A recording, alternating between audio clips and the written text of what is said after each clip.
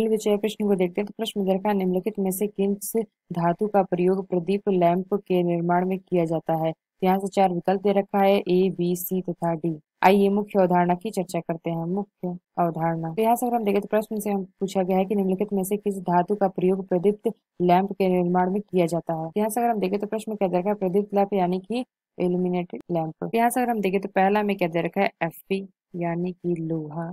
दूसरा अगर हम देखें, दूसरा में दे रखा है MO, ये हमारा क्या होता है, मोलिवेडनियम। यहाँ से अगर हम देखें, हमें तीसरा क्या दे रखा है, ZR, ये हमारा क्या होता है, जिरकोनियम। चौथा क्या दे रखा है हमें, W, यानी कि ये हमारा क्या होता है, टंगस्टन वोल्फ्राम। यहाँ से अगर हम देखें तो प्रश्न से क्या पूछा गया, निम्नलिखित में से किस धातु का प्रयोग प्रदीप्त लैंप के निर्माण में किया जाता है। तो यानी हम कह सकते हैं जो यहाँ पे दे रखा है W, यानी कि टंगस्टन मोलफॉर्म, इसका हम उपयोग करते हैं प्रदीप्त लैंप में। यानी हम कह सकते हैं जो हमारा डी विकल्प है, यह विकल्प हमारा सही होगा।